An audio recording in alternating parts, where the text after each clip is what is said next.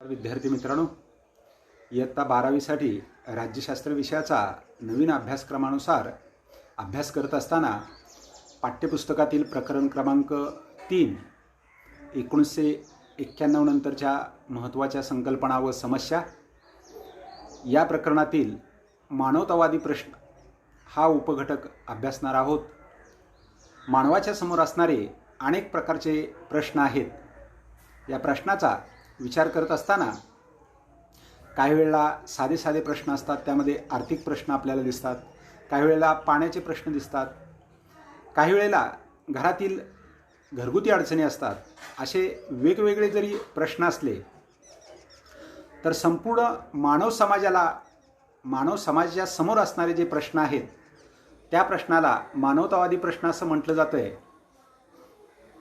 पहिल्या 2 पाठामध्ये आपण 1991 नंतरच्या जगातील बदलांचा अभ्यास केलेला आहे. जागतिकीकरणाच्या प्रक्रियेमध्ये अनेक नव्या संकल्पना अस्तित्वात आलेल्या आहेत, जसे सहभागी राज्य, मानवी हक्काबाबत जागरूकता, बिगर राजकीय अभिकर्त्यांचे वाढते महत्त्व इत्यादी. परंतु मानवतावादी प्रश्नाचा जर आपण विचार करायला गेलो तर आज पर्यावरण, गरिबी, विकास योजनांचे दृष्टिकोन, लिंगभावविषयक दृष्टिकोन हे मानवतावादी प्रश्न महत्त्वाचे झाले आहेत.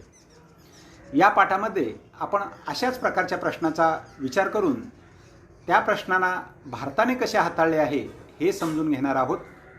जेव्हा भारताच्या दृष्टिकोनातून पर्यावरण, गरिबी, विकास योजना, स्त्री पुरुष असमानता हे मानवतावादी प्रश्न आपण डोळ्यासमोर घेतो, तेव्हा त्यातील पहिला अत्यंत महत्त्वाचा प्रश्न पर्यावरण आणि शाश्वतता. पर्यावरण म्हणजे काय? पर्यावरण म्हणजे आपल्या अवतीभोवती असणारे वातावरण, आपण ज्यामुळे श्वास घेतो ती हवा, पृथ्वीचा बहुतांश भाग व्यापणारे पाणी आणि आपल्या अवतीभोवती असणारे सजीव प्राणी इत्यादी. पर्यावरण म्हणजे ज्या वातावरणामध्ये माणूस, प्राणी, वनस्पती राहतात, नैसर्गिकरित्या आढळणाऱ्या सर्व सजीव आणि निर्जीव गोष्टी मिळून नैसर्गिक पर्यावरण बनते, हेही आपण अभ्यासू शकतो. यामध्ये माती आहे, हवा आहे, पाणी आहे, खडक आहे, हवामान आहे इत्यादीचा समावेश पर्यावरणामध्ये करण्यात येतो. मानवनिर्मित पर्यावरण हा सुद्धा पर्यावरणाचाच एक भाग आहे. मानवनिर्मित पर्यावरणामध्ये भूप्रदेश ज्याचे परिवर्तन माणसाने शहरी भागामध्ये किंवा शेतीसाठी केलेले आहे, नैसर्गिक पर्यावरणाचे रूपांतर मानवी पर्यावरणामध्ये झालेले दिसून येते. मानवी पर्यावरणाच्या माध्यमातून मानव पर्यावरणाचे रक्षण कसे करतो याबाबत आपण माहिती लक्षात घेणार आहोत.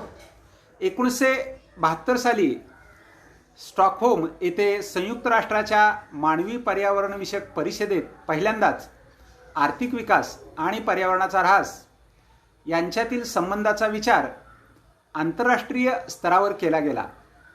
या परिषदेचा मुख्य हेतू मानवी पर्यावरणाचे संरक्षण आणि त्यात सुधारणा घडवून आणण्यासाठी देशांना प्रोत्साहन देणे आणि मार्गदर्शन करणे असा होता. 1983 साली संयुक्त राष्ट्राने जागतिक पर्यावरण आणि विकास आयोगाची स्थापना केली, ज्याला ब्रंटलँड कमिशन असं म्हटलेलं आहे. या आयोगाने 1987 साली आपला अहवाल सादर केला. या अहवालामध्ये केवळ आर्थिक वाढीचा नाही तर शाश्वत विकासाचा पर्यायी दृष्टिकोन मांडण्यात आला, हे आपण लक्षात घ्यायचं आहे. मानवी पर्यावरणाचे रक्षण कशा पद्धतीने होते हा घटक पाहत असताना संयुक्त राष्ट्राच्या आमसभेने संयुक्त राष्ट्रांची पर्यावरण आणि विकास परिषद बोलवली. ही परिषद ब्रंटलँड कमिशनच्या अहवालाचा आढावा घेणार होती. या परिषदेचा हेतू सामाजिक आर्थिक विकास घडवून आणणारी तसेच पर्यावरणाचा ऱ्हास रोखणारी विकासाची संकल्पना समजून घेण्याचा होता.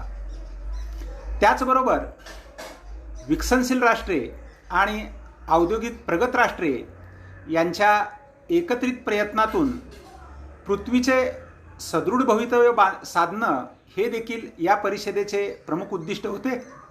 ही परिषद 1992 साली रिओ या शहरात पार पाडली हे आपण लक्षात घ्यायचं आहे.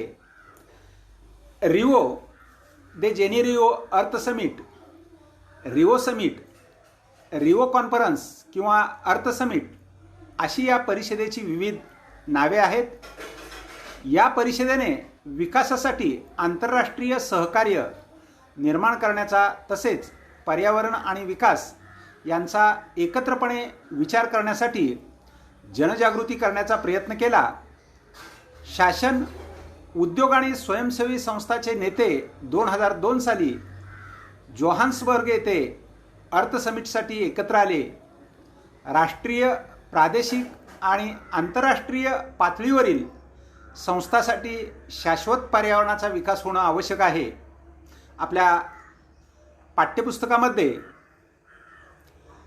रिओ दे जेनेरिओ अर्थ समिटचा हा लोगो दिलेला आहे. 2002 मध्ये हा लोगो तयार करण्यात आलेला आहे. रिओ 20 युनायटेड नेशन कॉन्फरन्स हा सुद्धा पर्यावरणाच्या विकासाच्या दृष्टिकोनातून अत्यंत महत्त्वाचा घटक ठरलेला आहे. 2012 मध्ये रिओ येथे संयुक्त राष्ट्राची शाश्वत विकासासंदर्भात पुन्हा एकदा परिषद घेतली. त्याला रिओ +20 किंवा रिओ अर्थ समिट 2012 असे संबोधले गेलेले आहे. पर्यावरणीय शाश्वततेचा उद्देश नैसर्गिक संसाधनाचे संरक्षण करणे, ऊर्जेचे पर्यायी स्रोत शोधून काढणे, प्रदूषण आणि पर्यावरणाला पोहोचणारी हानी कमी करणे हा या पर्यावरणाच्या परिषदेचा मुख्य उद्देश होता. पर्यावरणाला पोहोचणारी हानी कमी करणे, पर्यावरणीय संसाधनाची हानी रोखण्यासाठी पर्यावरणासोबत जबाबदार नाते निर्माण करणे व दीर्घकाळासाठी पर्यावरणीय गुणवत्ता राखणे ही पर्यावरणीय संसाधनाची व्याख्या आहे. पर्यावरणीय संसाधनाचा उद्देश हा आजच्या पिढीच्या गरजा पूर्ण करताना पुढील पिढीच्या गरजा भागवण्याच्या क्षमतेची तडजोड न करणे हा आहे. आपण पुढचा घटक लक्षात घेणार आहोत. पर्यावरणाच्या बदलाशी संबंधित काही समस्या आहेत. ज्या समस्या आपल्या अवतीभोवती दिसून येतात त्यामधील अत्यंत महत्त्वाची समस्या आपण लक्षात घ्यायची आहे हवामान बदल. हवामान बदलाचे प्रमुख कारण हरितगृह वायूचे उत्सर्जन हे आहे.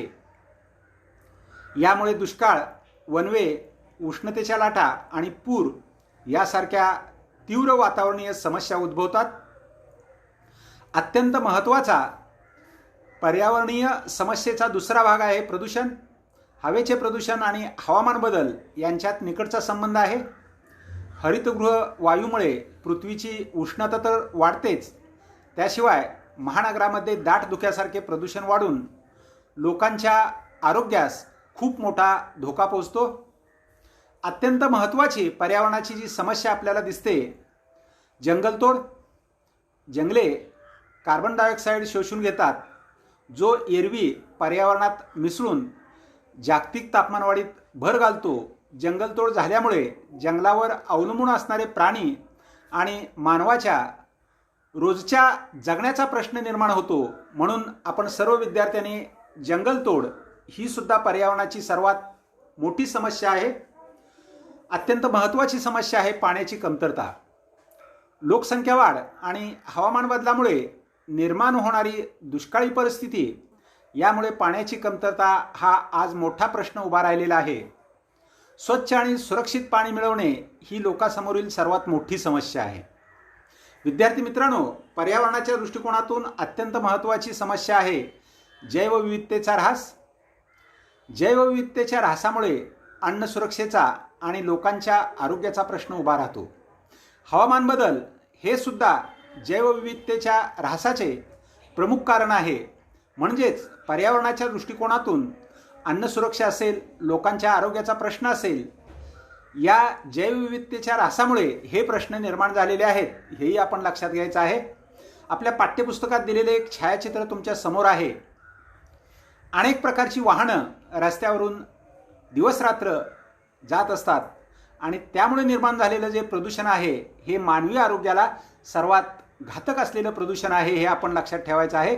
कारण वाहनाच्या धुरामधून हवेचं जे प्रदूषण होतं त्या माध्यमातून मानवी आरोग्याला खूप मोठी हानी पोचते. दुसरं छायाचित्र आपल्या पाठ्यपुस्तकात दिलेलं आहे जंगलतोड.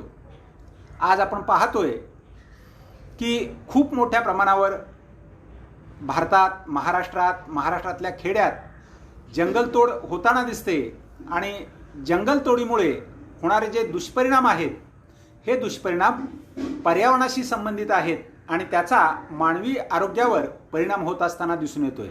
म्हणून मानवतावादी प्रश्नामध्ये पर्यावरणाचं संरक्षण करणं ही प्रत्येक भारतीय नागरिकांची, पर्यायानं विद्यार्थी मित्रांनो आपली जबाबदारी आहे. पर्यावरणीय समस्या जर आपल्याला समजल्या नसतील, त्यामध्ये काही शंका असतील तर विद्यार्थी मित्रांनो प्रत्यक्ष फोनवर संपर्क साधावा. आपण जर यूट्यूबवर हा घटक पाहत असाल तर कमेंटमध्ये लिहा. आपल्या शंकांचे निश्चितपणे निरसन केले जाईल. धन्यवाद.